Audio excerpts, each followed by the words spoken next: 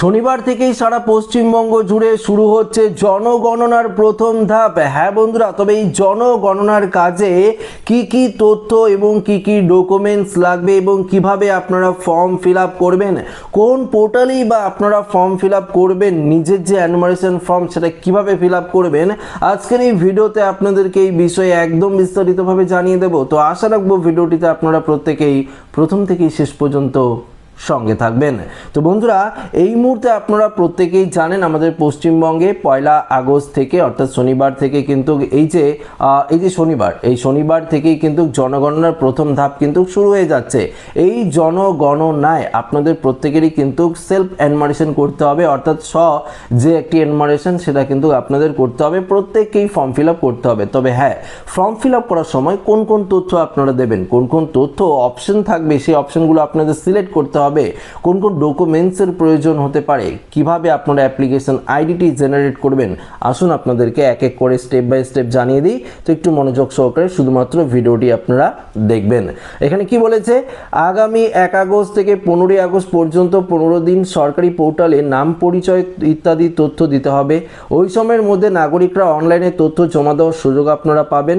এবার ভারতে জনগণনা হবে সম্পূর্ণ ডিজিটাল পদ্ধতিতে। আগে 2011 সালে যেটা হয়েছিল সেটা কিন্তু আপনারা খাতা কলমে দেখে থাকতে পারবেন, সেটা হয়েছিল ডিজিটালে, কিন্তু হয়নি। তবে এবার কিন্তু ডিজিটালি হবে।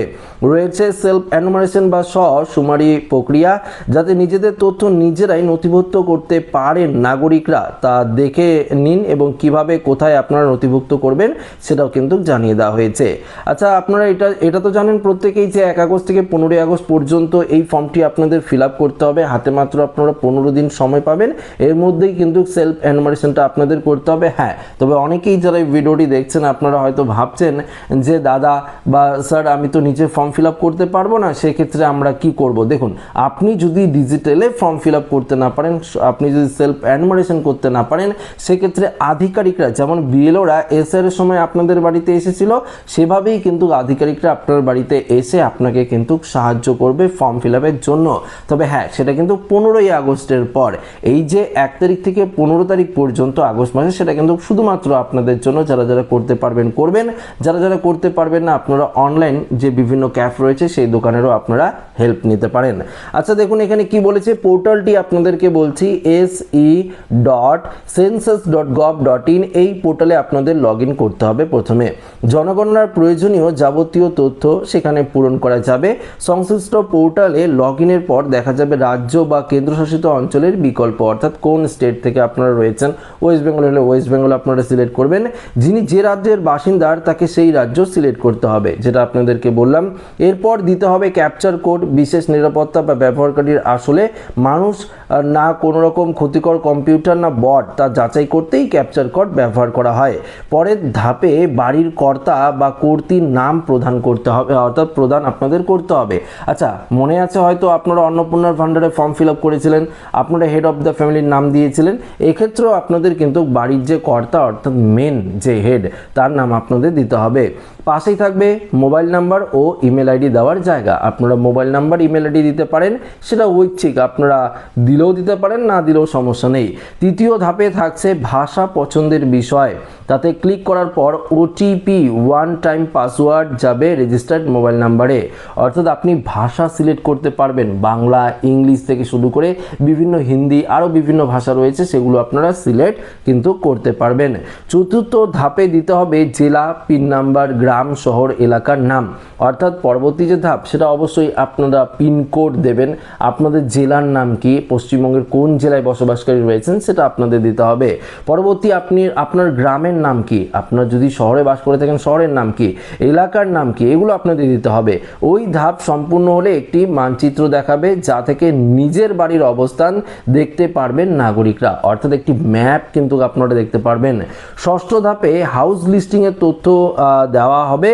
সেটি দেওয়ার পর আসবে প্রিভিউ স্ক্রিন, সব তথ্য ঠিকঠাক দিয়েছেন কিনা মিলিয়ে দেখে নিতে হবে। এরপর ধাপ ফাইনাল সাবমিট, সেখানে ক্লিক করলে 11 অঙ্কের একটি স্বতন্ত্র নাম্বার বা এসআই অর্থাৎ ASID চলে আসবে সংশ্লিষ্ট মোবাইল নাম্বার বা ইমেলে। তো বুঝতেই পারলেন ফাইনাল ধাপ যখন আপনারা কমপ্লিট করবেন, মোবাইল নাম্বার এবং ইমেল আইডি যেটি আপনারা দেবেন সেখানে কিন্তু আপনারা একটি 11 নাম্বারের একটি আইডি কিন্তু পেয়ে যাবেন। জনগণনার দায়িত্বে থাকা সরকারি আধিকারিকরা যখন বাড়িতে যাবেন ওই নাম্বারটি তাদের দেখাতে হবে। তথ্য যাচাইয়ের পর নির্দিষ্ট সার্ভারে আপলোড করা হবে। অর্থাৎ আপনি যে সেলফ এনুমারেশন করলেন, আপনি যে আইডিটি পাবেন সেই আইডিটি কিন্তু আপনাদের জনগণনার সময় যে বাড়িতে লোক আসবে তাকে কিন্তু আপনাদের দেখাতে হবে, এটাই কিন্তু এখানে বলেছে।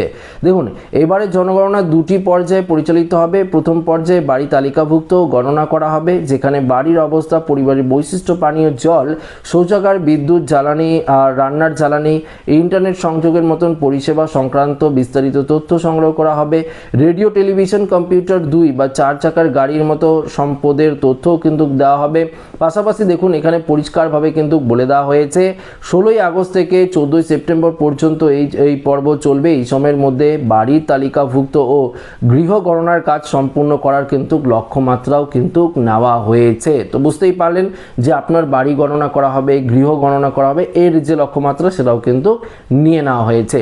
আচ্ছা, কি বলেছে, তারপর আগামী বছরের ফেব্রুয়ারি মাসে অনুষ্ঠিত হবে জনগণনার দ্বিতীয় পর্যায়ে। তাতে প্রত্যেক বাড়ির সদস্যের নাম, বয়স, লিঙ্গ, জাতি ও ধর্ম সংক্রান্ত যাবতীয় তথ্য সংগ্রহ করে প্রকৃত জনগণনা কিন্তু করা হবে। প্রসঙ্গত 2027-এর জনগণনার প্রস্তুতি হিসাবে কলকাতা শহরকে মোট 8112টি ব্লকে ভাগ করা হয়েছে। প্রতিটি ব্লকে গড়ে প্রায় 700 থেকে 800 জন বাসিন্দা থাকছেন। গণনার কাজ সুষ্ঠু ও নির্ভুলভাবে যাতে সম্পূর্ণ করা যায় তার সমস্ত রকম উদ্যোগ ও ব্যবস্থা কিন্তু গ্রহণ করা হবে। তো জনগণনার বিষয়ে আপনারা মোটামুটি একটা আইডিয়া পেয়ে গেলেন। প্রথমত আপনাদেরকে সেলফ এনুমারেশন করতে হচ্ছে, বেশ কয়েকটি ধাপ রয়েছে, 4-5 ধাপে আপনারা পূরণ করতে পারবেন। যে আইডিটি পাবেন সেটি আপনাদের লিখে রাখতে হবে।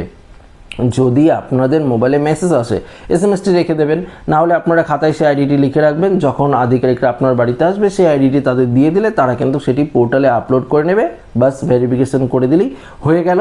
তারপরের ধাপে কিন্তু বাড়ি গণনা চলবে, আপনার বয়স, নাম, লিঙ্গ এগুলো কিন্তু পর্যবেক্ষণ করা হবে। এটাই কিন্তু জনগণনার যে ধাপ সেটা কিন্তু পরিষ্কারভাবে জানিয়ে দিয়েছে কেন্দ্রীয় সরকার এবং রাজ্য সরকার। তো বন্ধুরা, শনিবার থেকেই এই প্রথম পর্যায়ের যে ধাপ সেটা কিন্তু শুরু হচ্ছে। প্রত্যেকেই আপনারা বেশ কিছু ডকুমেন্টস, যেগুলো আপনাদের গতকালকে ভিডিও বলেছিলাম, সেই ডকুমেন্টসগুলো রেডি রাখবেন, সেই ডকুমেন্টসগুলো আপনারা সঙ্গে রাখবেন।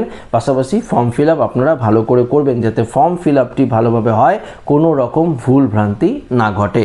আচ্ছা, ভিডিওটি এখানে শেষ করছি। পরবর্তী অন্য ভিডিওতে আপনাদের সাথে দেখা হবে। ভিডিওটি ভালো লাগলে লাইক করবেন, আমাদের সাথে শেয়ার করবেন। নতুন হয়ে থাকলে চ্যানেলটিকে সাবস্ক্রাইব করে আমাদের সঙ্গে জুড়ে থাকবেন। ধন্যবাদ।